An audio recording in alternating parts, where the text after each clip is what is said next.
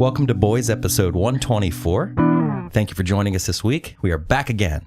These episodes are just flying by, Josh. They are. Well, one a week, every week for 2 years, two and change. 126 weeks or so. I think we've taken 1 or 2 weeks off. Yeah, 126 weeks. But we are here with Stacy Dunn. Woof, that's a lot of weeks. It's a lot of weeks. It's a lot of me bullshitting and talking and telling disgusting stories. It's a lot of words into microphones.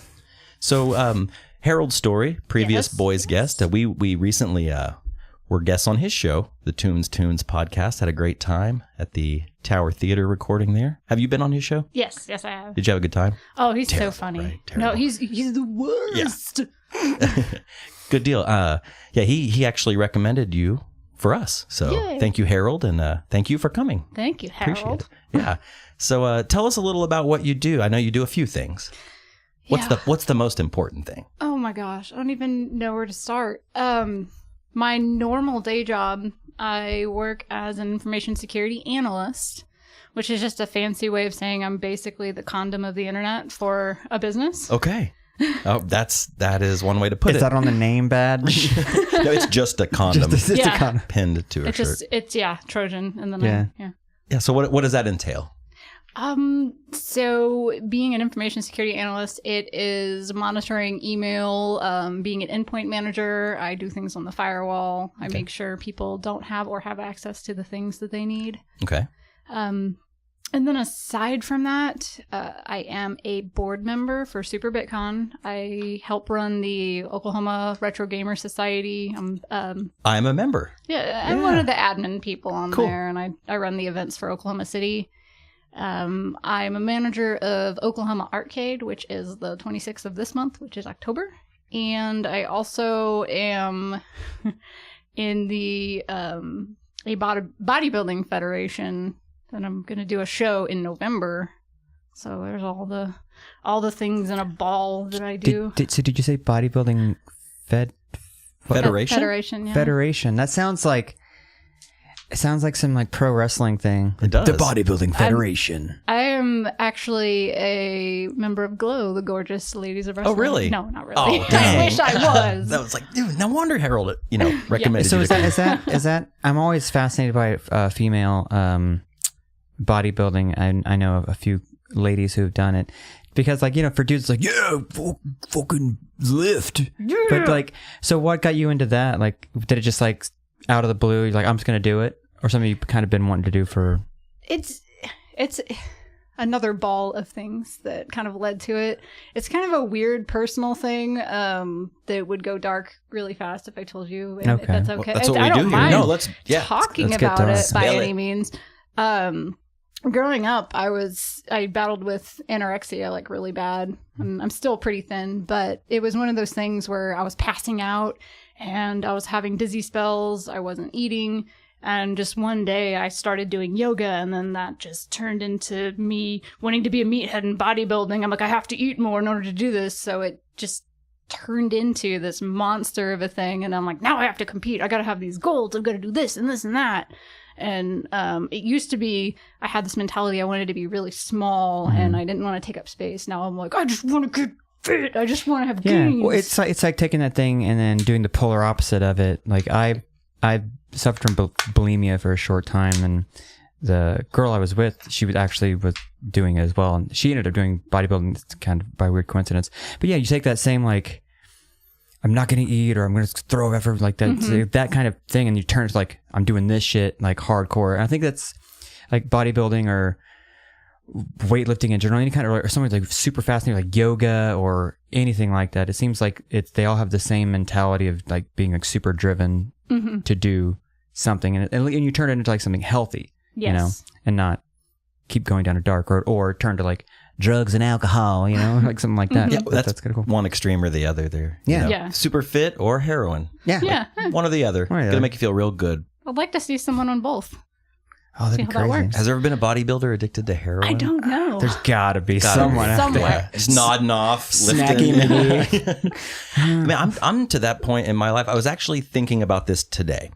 So I'm 37 years old. I've never been, Really? I've never been super out of shape, but I've never been super in shape either. I've always just been kind of this gelatinous triangle.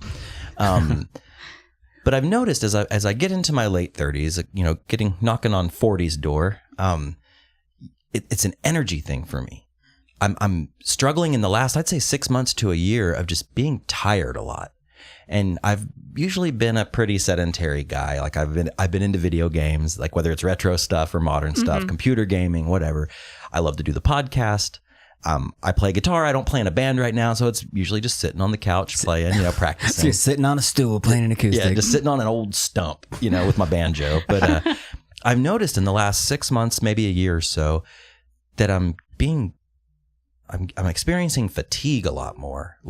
And I'm talking day to day. Like I wake up, it's kind of hard to get out of bed in the morning, after I drink some coffee and I get into my zone at work, which is also for most of the time a sit down job. I notice, after lunch, I eat a little bit or a lot, and then I just get really tired. And then I get off work and I come home and it's just like, okay, I'm just going to sit around and catch up on 90 Day Fiancé or play my PS4 or play guitar, pet my dog or whatever. And then I go to bed and then the cycle starts over. Yeah, it's, I used to have that too. I called it being a glacier. You just move slowly. You just kind of morph into the couch. Yeah, I don't run. I've never in my life ran. You've never ran? In my life. No, of course I've ran once From or clowns, twice. Yeah, or to the fridge. But do you notice how hard it is? Like, again, I had a girlfriend, she got way into fitness, so we would even on vacations, we would get running shoes, and we have to get up in the morning, and she's like, come run with me. I'm like, all right, fine. I can run. Who can't run? No. I get shin splints? No, yeah, dude, I get just 2 blocks down the street and I'm winded and my legs already hurt. I'm like, what the fuck? I don't run now. And I use the excuse of my knees. Right. I don't want to hurt I'm getting older. Your bones, right? Well, I'm getting to the point now where I have a Y membership to make myself feel better, but I don't use it. Yeah, when's the last time you went? Oh, boy. It's an annual membership. Right. Yeah. You have to go once a year or they cut you off. No, it's probably been 4 months. And it's cheap. It's through my health insurance, so I don't feel terrible when it comes out of my bank account. And every time I see it ding my Tinker Federal account, I'm like, see right there, fit guy, $22 a month, right there, but baby. Then you go 3 up, and it's like Dunkin' Donuts and all these other charges that come out. It's bad when you go, when you finally go. Yeah. When you finally go, and they're like, you're not in our system anymore. We purged out the Check people. It again. Yeah. I'm like, no, here's my phone number. I know I'm in there. I came here 4 months ago. You have to refill out the paperwork and all that. But not that it's so much of a question for you, but it's like, how do I find the desire to do something healthy? I don't like to run. I don't like to run either. Like what Josh said. I really don't. It hurts me. It hurts my boobs. It hurts my knees.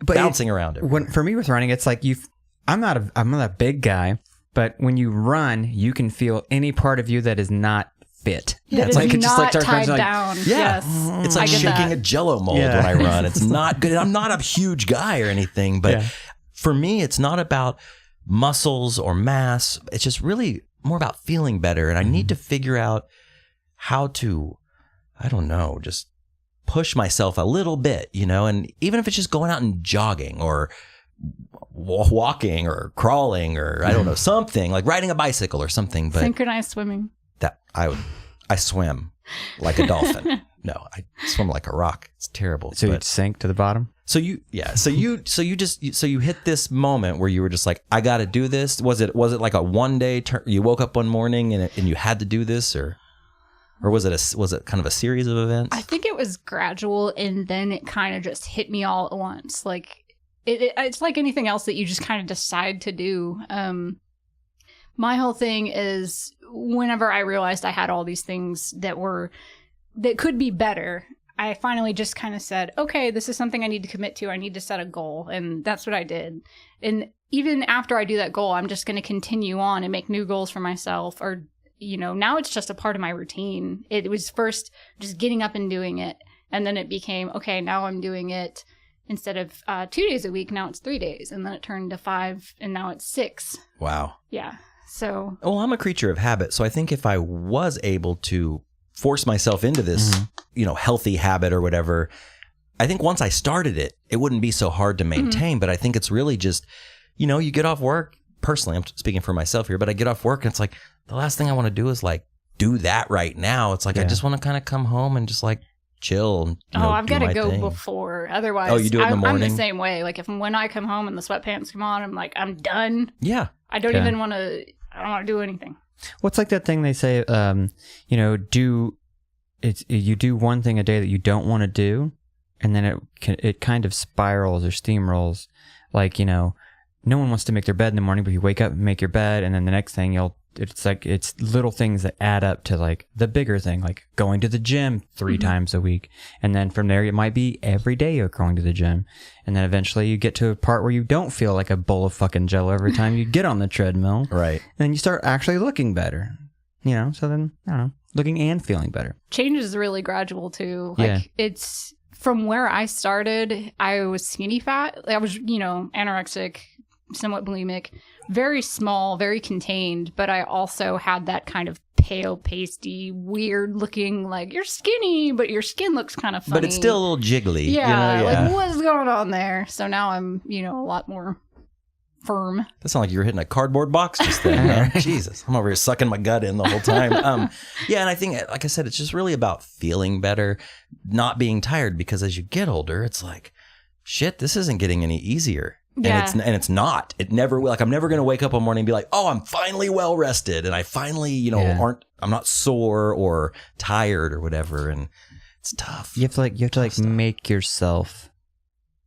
be better. And I know it's one of the things, like, you're not supposed to like fat shame or anything or do anything like that, but it is an individual thing, like what your goal is for your life. And if you want to just be fat and sit on a couch all day, that's fine. It's not healthy, but that's fine. But if you have it in you, like you have there's something in you that's saying, hey, I want to change. You just got to take the small. I'm the same way. I'm not doing anything to change my shit at all, but I have the same thing. Like I want my shoulder to not hurt all the time. I want to be a guy that does go to the gym. Even though I make fun of people that do, I make fun of it because I'm not doing it. Right. I feel bad. Yeah. I just want to do it. I make fun of myself for doing it all the time. Being like that selfie gym rat person. Yeah. And I totally do that. And I call myself out. I'm like, here's my gym selfie. Yeah. Hashtag, but you what have to you. Fuck, did I look good? I want to take a picture of it. Why not? What do you think the mentality behind the gym selfie is? I've often wondered. I have friends that are really into going to the gym, and I see their pictures, like in the mirror with the sweat and the headphones and everything. And like, I don't think it's always like necessarily showing off, like, look how buff I am, or look, I'm at the gym again. Sometimes I think it's like, hey, I feel really good, so I want to document this so I can remind myself. That's how I do it. I've got, at this point on my iPhone, like 6,000 pictures, not selfies, mind you, just in general. And I can look back and I'll create, these framed pictures, like before and afters. Yeah.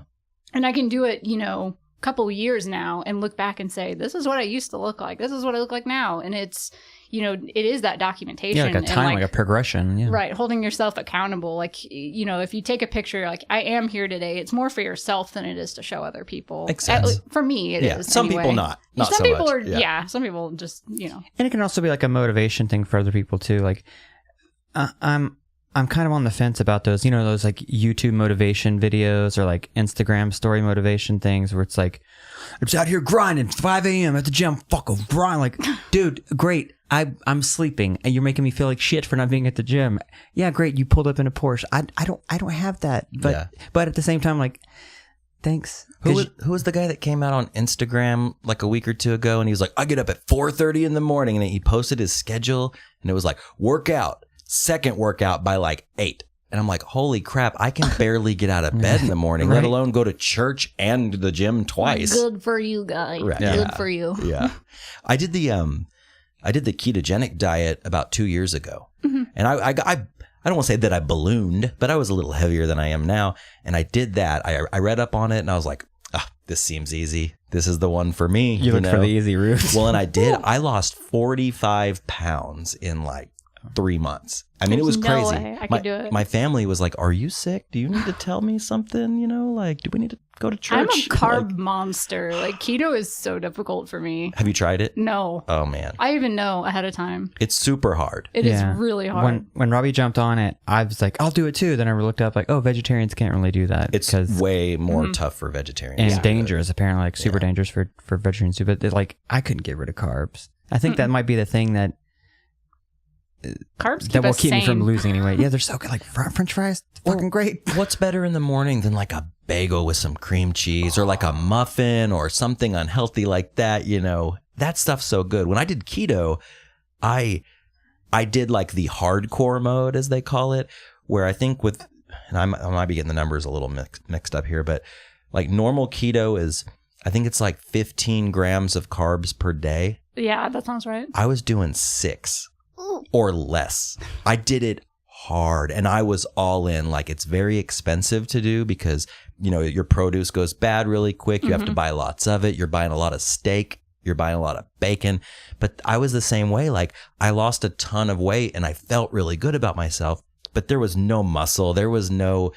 I was skinny fat still. And I was like, I was looking good and, you know, nothing felt better than going and buying a new belt or some new pants, you know, but I didn't feel a lot better. Right. As far as like cardiovascular health or, you know, my breathing or whatever. It did help with like some inflammation, which I thought was interesting. My left shoulder has hurt for years just because growing up playing guitar and carrying amps and stuff, it made that go away completely. And I slept a lot better. That was interesting. But just your overall health, I didn't really feel any better because I was eating bacon and cheese like constantly. See, that sounds like the opposite of health. It Like, works. I'm just eating bacon, fucking cheese all day. Like the first 3 days, they not do anything. They have a thing called like the keto flu because your body's like reacting to the lack of carbs and sugar. And I got it bad. Like I felt sick to death the first 3 days. And then the 4th day I woke up and I was just completely out of it and continued the diet for I probably did it for like 3 or 4 months, maybe 5 months. And yeah, I mean, I lost so much weight so quick. Like I said, I was scaring my family but I felt so good. But then of course I dropped off of it because it's such a hard thing to do. I think fitness in general, and I say this to people all the time, like, you know, we were talking about those people that have those, I wake up at 4:30 in the morning, and then they also are the same people that said, you know, I didn't buy this way, or I didn't buy my way into fitness. It was just hard work, grind, and dedication. It's like, no, you bought your way. You have a gym membership. You probably have a trainer. Right. You have to pay for all the more expensive foods, you know, maintaining that diet. It's like, there's definitely an entry cost to all of it. Those supplements and protein shakes aren't buying themselves. Yeah, No. it's expensive. It's hard for Those Beats headphones aren't buying themselves. right. Well, like personal trainers, you know, expensive, fresh cuts of meat and all that stuff. But you know, it's also a lot of them aren't being 100% honest. Some of them are probably taking some sort of other supplement, like HGH or some sort of, you know, that really helps define those. You can't be 50, 60 years old and like have pop of muscles. Like, it just ain't gonna happen, bro.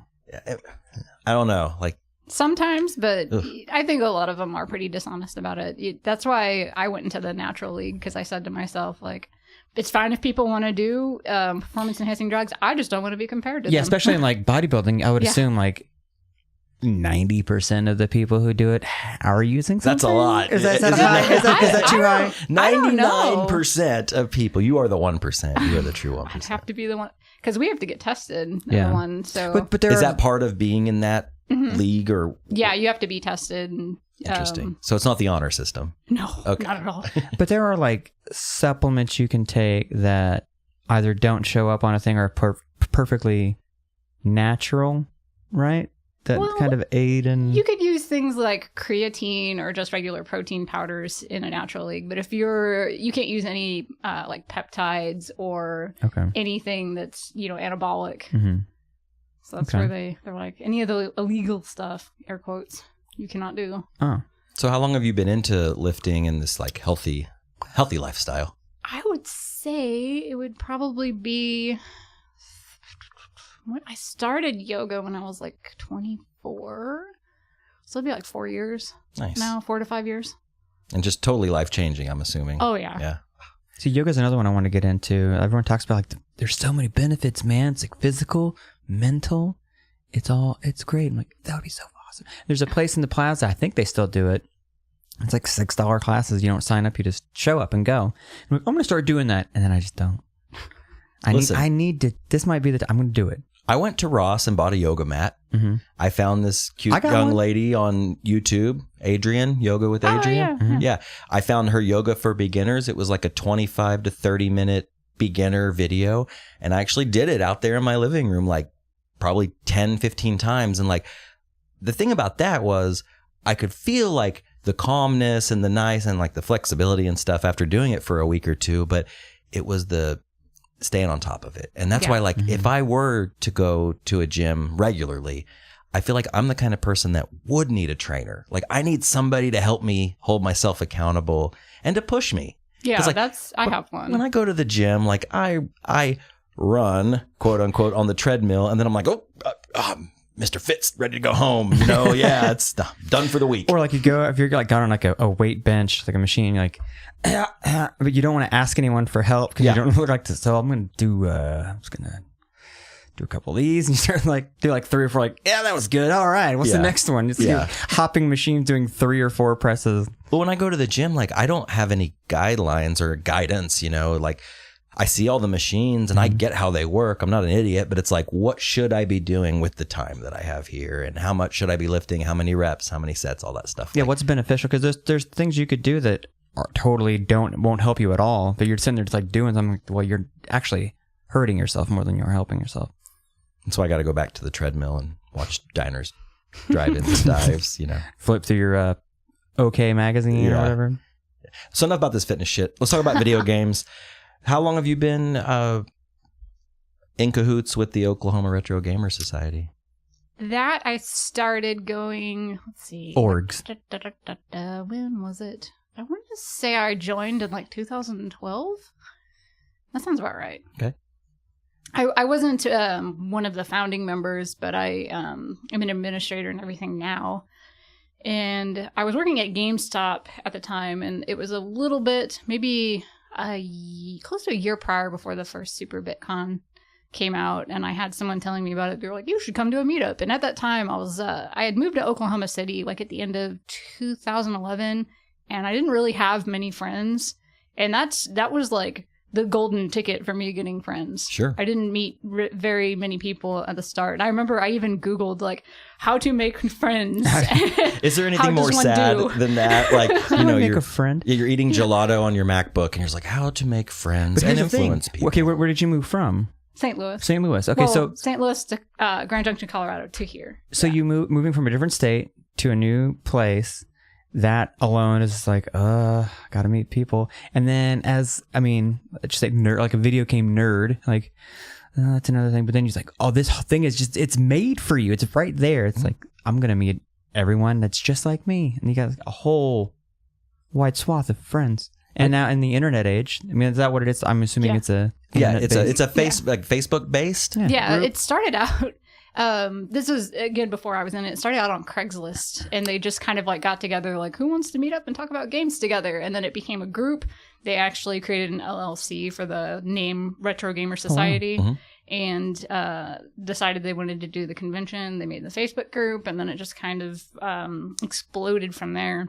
Because whenever I first got in, I want to say there was only like 100 or 200 people. Now there's like 4,000. Yeah, it's grown a lot. I joined probably in 2015, and I went to a couple of the meetups. I don't know if they still have them there, but they used to have them at Cactus Jack's right over here. Every third Friday we still have them. Oh, cool. Yeah. So I went to like a few of those, and I'm being my age. My first system was the NES.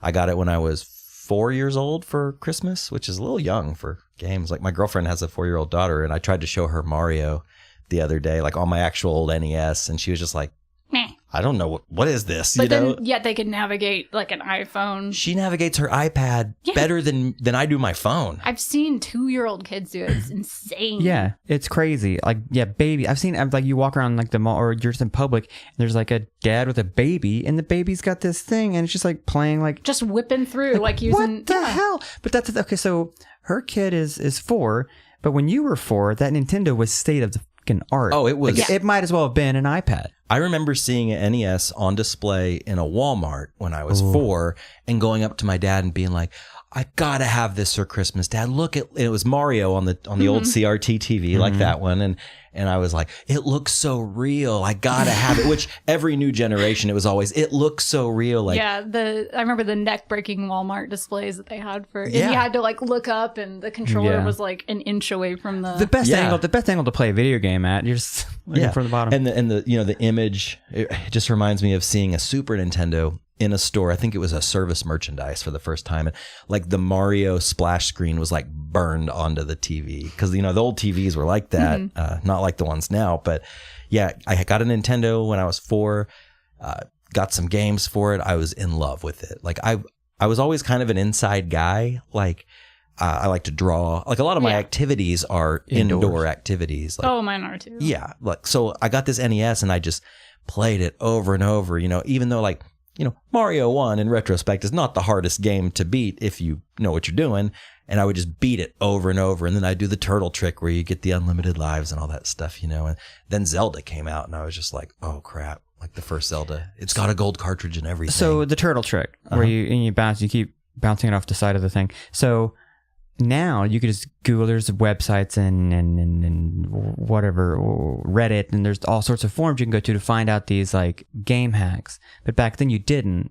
All you had was like Nintendo power. So how did you find out about the turtle trick? Mine was a neighbor kid showed me. Yeah, it was definitely word of mouth. But where did they find out? Like it's like it was a weird time. Like probably from their like older brother, their uncle. It's always the uncle. Did you ever find one yourself? And like what? I remember when I found out you can hide behind the scenes in Mario 3, I freaked out. I was ducking to like jump and I dropped like, what just happened? Yeah. What just happened? Yeah. It was so crazy. I'm a genius. Yeah. Mom. No, I don't think I ever found a secret like that. I mean, since then I have in games, or, just look up the walkthrough these days if you want to beat something. But I don't think there was ever that oh shit moment for me, except this one time. Before I got my Nintendo, I was across the street at my friend. When you're young, you always would have, or not always, but I would have like a friend across the street that was a little older than me. But since we kind of grew up in like more of a rural area, that was like the only kid within like half a mile. So we just were friends, even though he was a couple years older than I was. You're the closest kid in my vicinity that I don't have to ride my bike to. Yeah. You're under 18. You're my friend. Let's go. Yeah. Exactly. Yeah. And he invites me over one day and he's like, check it out, man. And it was like straight up something from The Wizard or something. He's like, got a Nintendo. And before that, my only experience with video games were from the same boy. He had an Atari. And those games suck. Let's just be honest. Like they're cool for like nostalgia factor, but Atari games aren't fun. In my opinion, he shows me his agree. Nintendo. He shows me his Nintendo and he shows me Mario. And this is before I plead with my dad to get one for Christmas. And the Nintendo's on the floor in front of the console TV, which is also on the floor.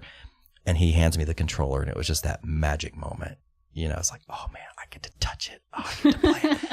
And I'm sitting there and I'm playing Mario 1. We're doing the 2-player take turns, and I'm Luigi, of course.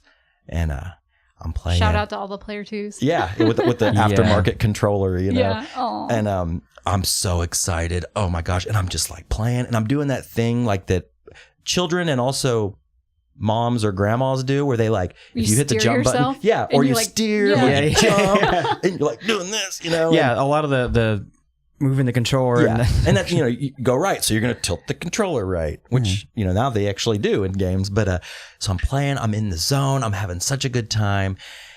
I shit my pants. I was so excited. You literally shit your pants. I literally shit myself. It was just one turd, little round turd. Did he still stay friends with you? Oh, yeah. Okay, good. That's a good friend. I got a nickname that day. I won't discuss it, but Brown Sound. Player number two. Yeah. Player number 2.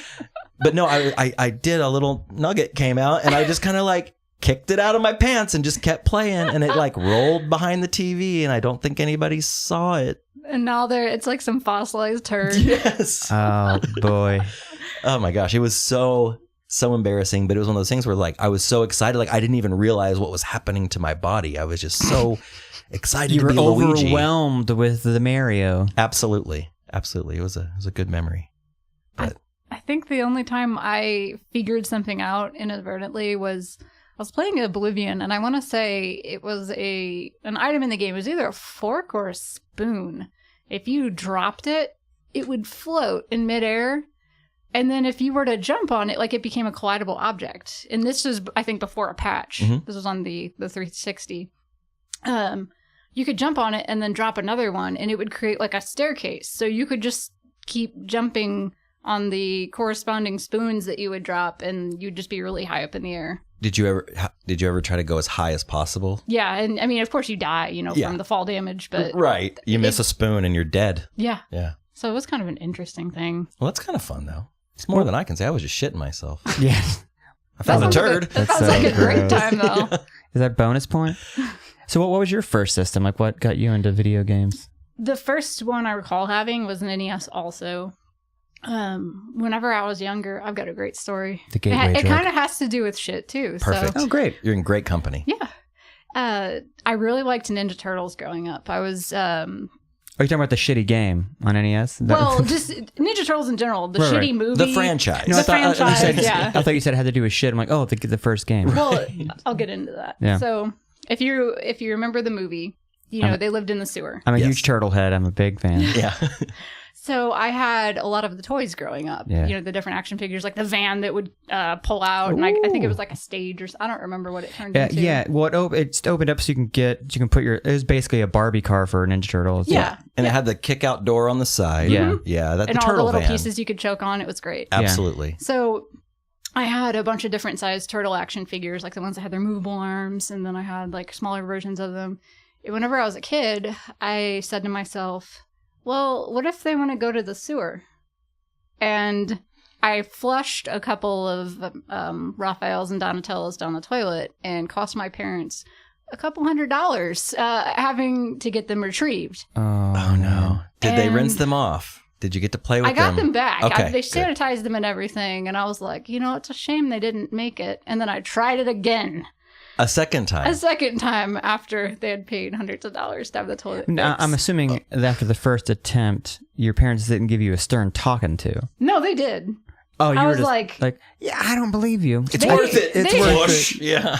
they just don't want me to, Right. have fun. They don't want these turtles to Yeah, go where they don't need want to go. They got to go to their home. Yeah. Oh. I was very upset, and then I tried it again. So you were a big Turtles fan, right? A turtle head. You're a turtle head. So they had different, not color, but different variations of Turtles toys. So did you have any of the ones where they were astronauts, or did you remember those, the series? I do. Yeah. Gosh, it's been so long. I remember, I want to say some of them came with like instruments or something. Yeah, I had They had like a something rock like star that. version Yeah. of them. Yeah, I had a Michelangelo. He was a rapping Michelangelo, and he had like the knuckle rings and like a gold chain with a giant clock on it and a backwards hat. But I was like, why add anything? They're Ninja Turtles. You don't have to put anything on them. Kids will buy them. Right. You don't need to layer wrapper on top of Teenage Mutant Ninja Turtle. That's enough descriptors right there. Like, I'm good. Too many descriptors. I had the surfing Michelangelo. Yeah. I think I remember that one. Yeah. I don't know if He I had like had a it, but I Hawaiian remember shirt, it. right? No, he was like in a bodysuit and he had like a little Mako shark on his shoulder and he came with a surfboard. I think he had wow. shades. I was a turtle head myself. I mean, I had so many turtles. I had tubs of turtles growing up. Yes. Yeah. Yeah. Tubs of Legos, tubs of Oh, yeah. turtles. I was also a Lego maniac. Oh, yeah. Big time. Those Legos and turtles. Did you were cross? amazing. Did you ever do crossover where you built Lego city structures or things to play on? Oh, yeah. And bring in other toys? Oh, yeah. So I had my G.I. Joes. They fought with Ninja Turtles all the time, especially when G.I. Joe came out with the bigger, the more, what are they? Remember the bigger, the taller, bigger ones. Yeah. So they would fight all the time. You invented the crossover. Yeah. I mean, I had this girl that lived across the street from me. You said you have the older, Yeah. person. Nearby. She was a bit older influencer. than me. Yeah. Yeah. And she, her family, they were Jehovah's Witnesses. They were a little weird, but she always played with Barbies, and she wasn't really allowed to, play with the kind of toys that I did, because I never liked Barbies growing up. I was very staunchly against them. There's even a video of me on my 5th birthday unwrapping a Barbie, looking at it and going, ugh, and then throwing it over my shoulder. Where's the gun? There's no weapon in here. And that's a classic kid move, by the way, throwing the over the shoulder. Like you do the same with socks on Christmas. Nothing. Yeah. But that's just so... Like, as a kid, you're not thinking about it, but that gesture to whoever gave you the gift, it's like, so like, fuck you, like a slap in the face, like... Heartbreaking. Try again. That was terrible. My nephews on my dad's side, they're from a very Christian household. Like, the father's a preacher, the mother's a teacher. I'm trying to think of something to rhyme with that. Yeah, but I'm coming up short. But so, they're like a year apart. And I think the oldest one at the time was probably... Let's say they're 7 and 8. Yeah. So one Christmas, I'm like, man, I'm gonna get them some Magic the Gathering cards, and for Christmas, I'm gonna come from upon high and teach them how to play at Christmas, you know. And they did that, and I never was so heartbroken in the holidays when they unwrapped it. They had no idea what they were. They probably thought they were like evil or something, and they classically, one of the boys threw it over his shoulder, and I was just like, well, there's $14 down the drain. You just want to throw him over your shoulder. Give it to me. You're going to have it. That's give exactly it to me. I was like, well, I'm going to fucking pocket those things. Like, I need to build my deck, you know? Yeah. Like, but it was heartbreaking. Boo. This crossover. So I had upon having turtles, I had those Jurassic Park dinosaurs, and then I also had the Xenomorph alien toys. Oh, wow. And I brought over my Xenomorph toy to marry her Barbie, and she made me go home. And she said, you can't play with me anymore. And then I wasn't allowed at her house anymore. I just imagine like you walk over there and like it's behind your back, like, I want to play. Here you go, like, oh, because like the Xenomorph and the toy was like pretty realistic looking. I mean, compared to like the movie. But yeah, like it's like cross-dimensional, you know, breeding, I guess, at that point. It's creepy. I did the same thing. Like, it was Ninja Turtles with my sister's Barbies. Like, she wanted to play house, and I wanted to come in there and kick some butt, you know? And I think there was some of that motion where you click them together. You hump them. Yeah. Yeah. It was bad. I remember making one of my sister's Barbies, April O'Neil, like, cut the hair and, like, markered her hair red and stuff. Like, yeah, I don't have an April. I'm going to need this. I never did that. I never mutilated my sister's toys. You never like? Did you ever mutilate your own toys or like change out body parts with like, you know? Because the GI Joes are really good at that. Yeah, there's like a rubber banded by the hook. You can change out legs and customize your own toy. I don't think I ever did that. I was very like particular with my things when I was a kid, and I think playing with Legos was part of that. I pierced the ears of my stuffed animals a lot. Like I'd jab something through, and then I'd put my earrings in them. Did you ever do it to a pet though? No. Okay, good. No, okay, good. Just stuffed animals. I've heard tale of that, not from you, but from people. Like, yeah, I pierced my cat's ears. I was like, why? That's so fucking psycho. Yeah, that's crazy. All right, Ted Bundy, like, cut it out. Well, we're gonna take a break. Yeah, we'll be right back.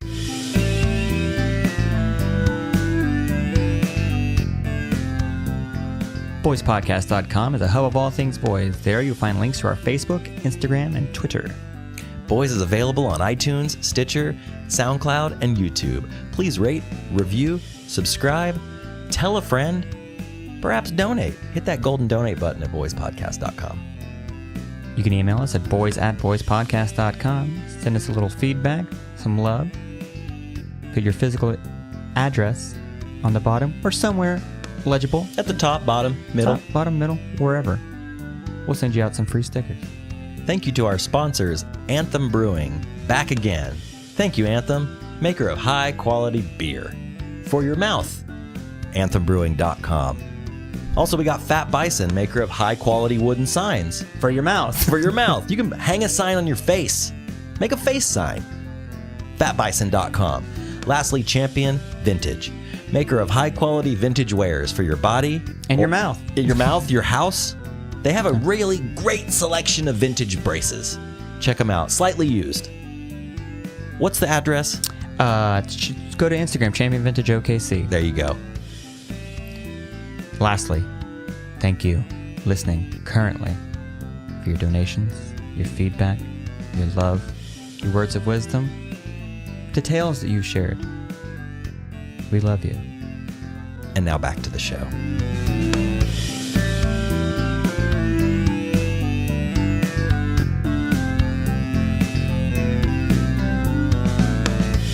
All right, we're back with Stacy Dunn. Thanks again for joining us tonight. All right, Stacy, we're going to wrap up Turtle Talk with this question. We ask people a lot. What Ninja Turtle was your favorite? Sub-question, which one would you be? My favorite was always Donatello because he was the nerdy one. Yeah. I work in IT. It's always Well, he kind of does something- machines. Yeah. IT does machines. That's Makes true. sense. I related to that, and if I was a turtle, I'd still probably be him. That one. I think that was kind of a shitty question. Can I be honest? Sub-question should have been, who's your least favorite turtle? Because your favorite is guess, going to be the one you want to be. My maybe. favorite turtle's Leonardo, but I'd love to be Raphael. Let me That's tell true. you. No. I didn't word it I'm properly, just I kidding. guess. What's your favorite turtle? Raphael, dude. That's right. We've discussed Because turtles. he's cool but rude. Yeah. I was a Raph guy myself. I thought he was cool. When the movie came out, I loved him because he said damn in the movie. Oh, Yeah, that he was a little moment. salty. Yeah, he was salty. And he had the cool trench coat and, that awesome fedora. Can we talk about that one part? I can't remember which turtle says that. I want to say it's Leonardo, but whenever they ask what's wrong, and he goes, Splinter. Yeah. And his mouth does that Dude, weird I would Muppet say it. Me and my thing. friends would do that all the time. Yeah. Splinter. It goes like this. It goes, splinter. Yeah. Like, it's so weird. Like, that's the puppet hands inside. Well, no, that was robotic, It right? was robotic, I think. Oh, man. It I was love the those movies, weirdest thing though. ever. Let me take it back. I love the first movie. The first one's Yes, great. the first Secret of one. the Use is a good, it's a make fun of watch. What was so cool about the first one, though, is it was kind of dark. Real dark. Have you went back and watched it in your adulthood? A couple of years ago, yeah, I did. It's pretty gritty. It is. It holds up too. And when they go to like the boys' camp, like the gang hideout lair with the skateboards and the yeah. arcade games, like it looks dangerous and awesome for a young person to watch, for the Yeah, first they're time. basically recruiting gang members and like using them for their evil deeds. Yeah. My favorite, like the Sam Rockwell, where the kid's like, any questions? You guys got cigarettes? Like, how do we show these kids that these are bad dudes? These are bad kids. Cigarettes. Exactly. I don't think that would fly now, though. Like, I No. don't think they address that in the reboot. No. Which, speaking of reboot, I was just thinking when we were talking, when are they going to reboot that? I forgot that they did not that long ago with, I believe, 2 movies, They right? did the Michael Bay one. Yeah. Yeah. I didn't see it. Totally You didn't glazed see over. it? Yeah. I saw both in theater thinking, the first one was like, it'll be, even if it's not good, like nostalgia. And it wasn't that good. The first one? Yeah. And then the second one came out, I was like, fool me once. Right. But I'm like, no, maybe this one will be, because the trailer's like, it's got Bebop and Rocksteady. I got to see at least how they're going to do it. Yeah. And it wasn't good. I had some edible marijuana before I went and saw the reboot, and I loved it. I did that both times. Loved it. I thought it was great, but probably not so good if I'm just Netflixing it on my couch, No, it's Glacier style. It's one of those things like you can't be mad at him for trying to go into the well. But Michael Bay did for too long was taking Hasbro properties and making movies out of them, and it was getting a little like the Battleship. I was about to say Who's that. going to make a movie based on a game where you just say, was the movie so bad you were thinking that too? Yes. I've Yeah. never seen it. Dude, Don't. Okay. It's like, save yourself. But Riri's in it, right? Bad girl Riri? Rihanna? Is she? Yeah, I she thi- is. I think She's she one is, of yeah. the. I think she's one of the naval people. Oh, wow. Is it a I bit forget. part? Like, Gloss is over that. it a small part? It's a B-roll in the Okay. movie. Yeah. Yeah, kind of. It's just, it was one of those like, how are you going to, are you going to make a Crossfire movie too? It'd be better than Crossfire! Yeah, it'd Probably. be better than Battleship, I'm And sure. it's just those 2 dudes from that commercial now Yeah. It's like, playing Crossfire. this summer from Michael Bay, Othello. Flip. Boring. That's it. That's it. Oh, so let's talk about this arcade. I'm really interested in that. It's coming up. What's the date again? October 26th. Friday, October 26th. At Yes. where at? The Paramount in Oklahoma City. We're Our very old- our old familiar. studio, We used yeah. to record our episodes Okay. there long ago, 100 episodes ago. Yeah. Time been a just while. falls through your fingers like sand. It does. It does. So tell me about it. Like, what? Give me your elevator pitch. What is this thing? So, Oklahoma Artcade is a video game art show that is based around traditional art. So, there's not going to be anything that you'd see at a convention. Like, there's no prints, nothing's mass produced. There's no, you can't 3D print things and bring it in. It has to be an original work of art. So, it's going to be like painting, sculpture, woodworking. There's people that have done spray paint pieces. And all that is done by local artists, local to Oklahoma. And the entire what I want to get out of it is I wanted to create something for people to do in Oklahoma, because I said to myself, there's nothing to do in Oklahoma City. I want to create an event that's free for people and they can enjoy it. So I did that. And then 2, it was to give exposure to local artists. Mm-hmm. And then 3, also raise money for charity. So we raise money for Hot Dogs for the Homeless, which is the Retro Gamer Society charity of choice. Yeah, I've given them money in exchange for some hot dogs before. And they're great hot dogs, maybe the best hot dogs. Well, wait, what? So when I hear the name Hot Dogs for the Homeless, it's just top of my head. First thing I think of is you give hot dogs to the homeless. Yeah, you do. But you get a hot dog in return. So it's like, is it like Tom's? Like for every hot dog you buy, you get a hot. Well, hold on. I might be mistaken here. I thought at one of the BitCons they were there selling hot dogs. Or did I just go to a random vendor and think I was doing something to change humanity? It could be a little bit of both. Were you eating those edibles again? Or then? Probably. What day was it? Yes. You bought a hot dog from a homeless man. So, yeah. He said it was a hot dog. You want a half-eaten hot dog? Yeah. Okay, so maybe I am getting this totally wrong. I thought at BitCon, I bought a hot dog and that money was going to the homeless, but maybe they're raising money to buy hot dogs for the homeless. That's more of what it is. Okay. I know in the past they have done like grilling things to where, you can donate money. But what Hot Dogs for the Homeless does is every Sunday they have, what would you call it? A place in Oklahoma City. I don't have the address at the top of my head, but they package meals for homeless people, which includes like hot dog, chips, water, a fruit like an apple or a banana, and they just give the meals out for free. That's awesome. Yeah. It's a good cause. It's a great cause. So you've been a part of the Super BitCon. Mm-hmm. Was last year the year where the storms hit? It was 2017, so yeah, technically it was last year. Yeah. We didn't have one this year. How come? Because of that. Okay. Just impactful. Sliced everything, like the funding in half. I actually became a board member after that, and whenever I was brought on, the handshake and the comment, "Welcome to the sinking ship." We're trying to bring it back. Yeah, it was awesome. I went the very first year. What happened? There was a tornado that hit the event center. It was the fairgrounds, and we were shut down for the first day. Yep, I remember that because I was crazy. We actually had a group of friends that were going to go, and we were like following the live updates on Facebook in the Gamer Society group. And we were so bummed, so we just went around to vintage game shops all day instead. But like I went to BitCon the first year and had a great time. Like I bought some stuff. I think I bought a copy of Final Fantasy VII because it was a game that I had when I was younger and beat and loved, and eventually sold it. I used to work at a video game store as well, so there's a lot of buying and selling going on. And and then I got rid of everything. I was like, I'm done with video games. I'm selling it all. And then now I'm kind of slowly building it back up, mainly just like the core pieces of my nostalgic childhood. The RPGs that you just can't let go. Pretty That's much. Me. Yep. Yeah, RPGs. And then like, Nintendo, like, let's see, NES, Super Nintendo, Genesis, Sega CD, 32X, GameCube, N64, Xbox 360, PS1, PS2, PS3, PS4, Game Boy Color. Should I just keep naming them?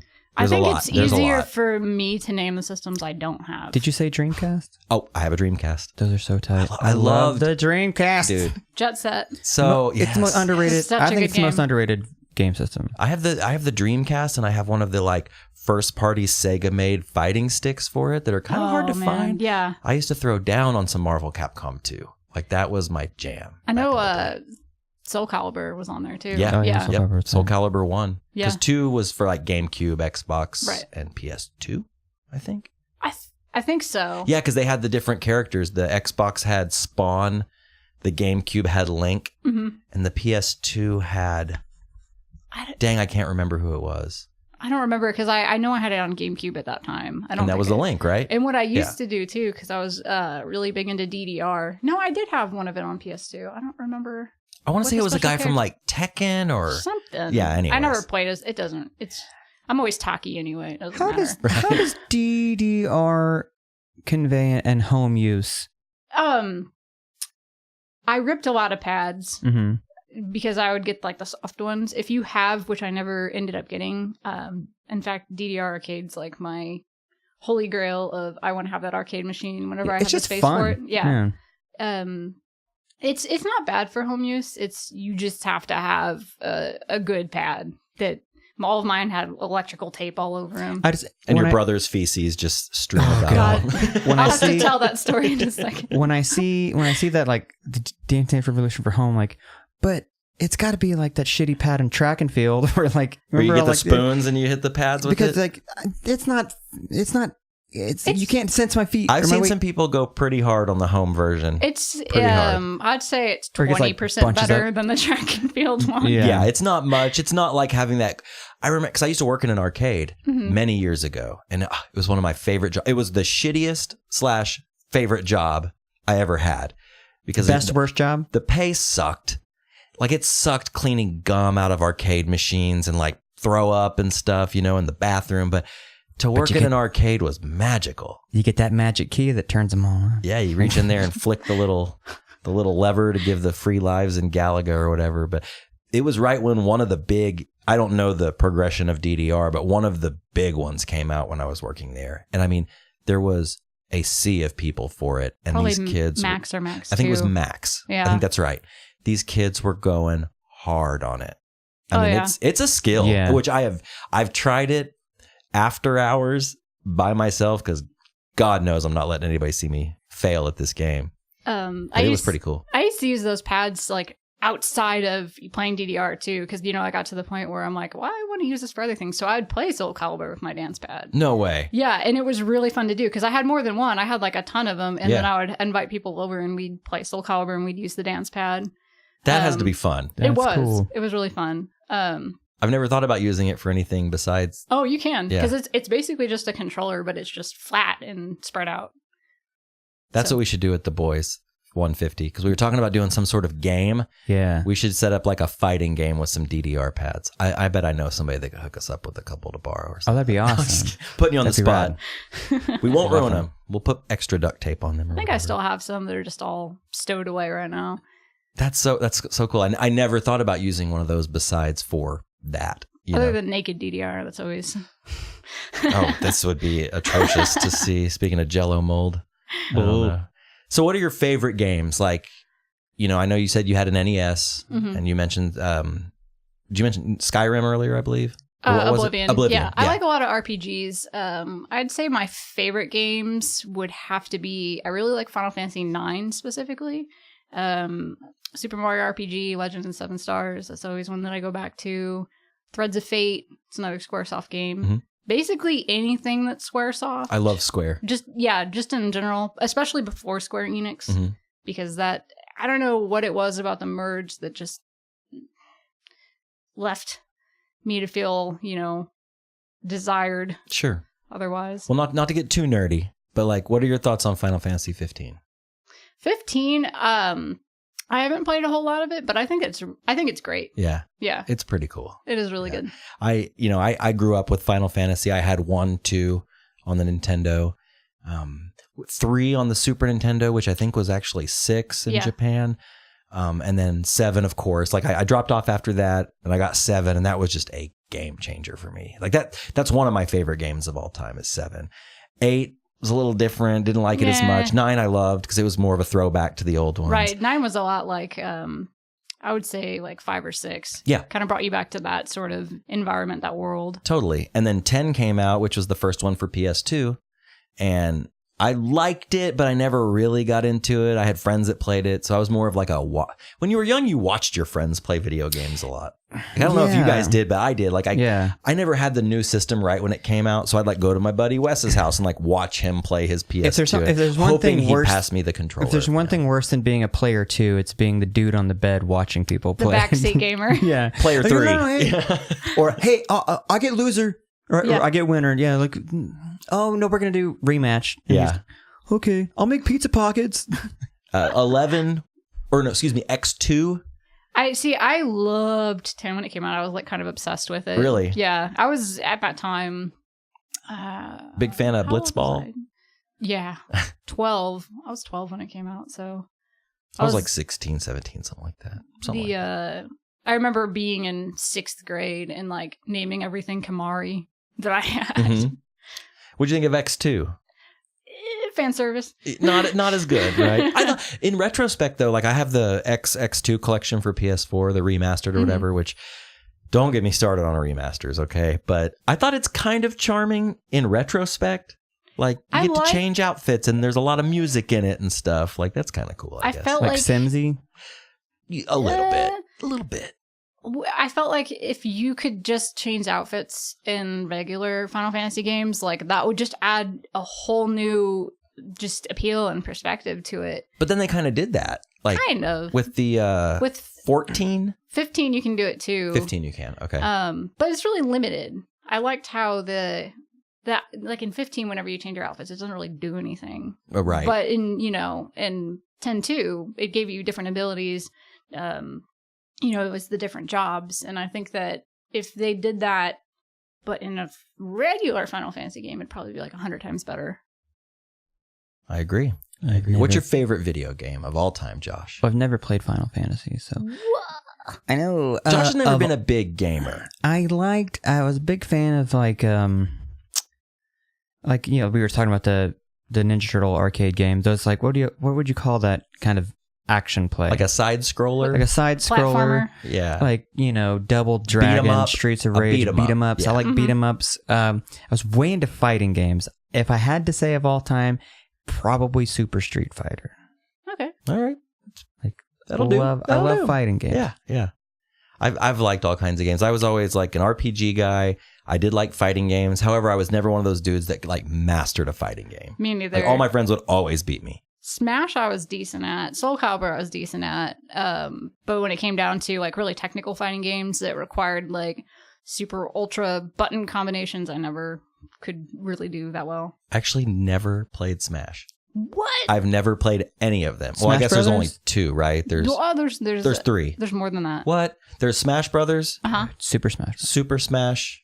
Wait. Well, okay. Super Smash Brothers. That's the first one. And then there's Melee for the GameCube. And then there's the one for the 3DS. They just put one out, didn't they? There's the one for the Wii. There's the one for the Wii there is one for the Wii and the 3DS. Oh my gosh! Wow. And then now there's one coming out for the Switch. Which I'm going to get, dude. Okay. It's going to be my first Smash. I got a Switch recently.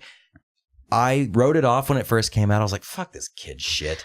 I love my Switch. The Switch is awesome. I play it more than my PS4. The only thing I don't play it more than is my PC. Because I've never had a PC for gaming. PC Master Race. Dude, it's a game changer. It is. Continue. No, when you show me your Switch, I thought the same thing, like, this is just some kid shit. They're trying to market and get people to buy because, Nintendo's failing Nintendo. Right. But you went into the whole thing with them like, fuck, this thing is badass. I gotta get one. It's so they're relatively cheap for what they are. For what you get, like, it was a little bit of coin to drop because, you got to get a game or two, which turned into like 4 games, 5 games. That's how they get you. Mm-hmm. But the amount of time I've played my Switch and the short time I've had it, I've only had it probably 2 months.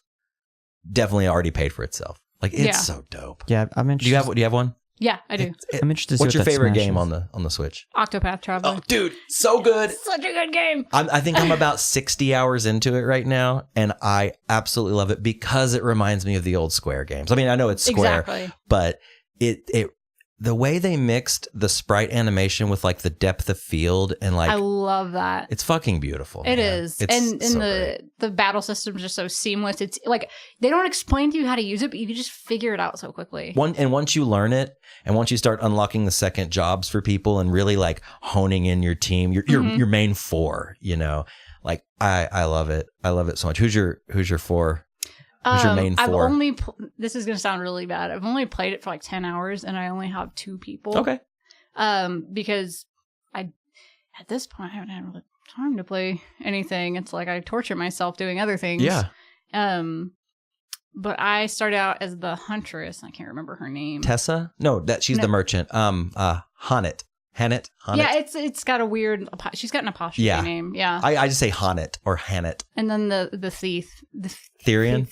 Therian. I started with Therian, and I've got Therian, Hannet, Tessa, and Primrose. So it's like Hannet and the gals. Or wait, no, Therian and the gals. Yeah, there we go. Oh my God, I love it. I got that. I got Mario Kart, which I just love. I've always loved those games. I got Splatoon 2, which was a big gamble, but it's really awesome. And then I got Zelda, but I haven't I told myself, I was like, I'm going to finish Octopath before I jump into Breath of the Wild because I've heard nothing but good things about it. I want to really get into it. It's a life sucker. Have you played it? Yeah. It'll ruin your life. I need to jump into it. I'm afraid. That's the thing, though. I'm afraid. Like, I don't know. Are you afraid of that with gaming? Like, if you were to get a game, like, you'd be like, this is all I do. Yeah. Yeah, it's easy. Like I was going to say, like, with Super Smash Brothers, it's those kind of games are, for me, with that, it's usually you play with, I mean, it's a party game. You play with all your friends. Before you know, like 4 hours have gone by, and we killed. But that's at least social interaction.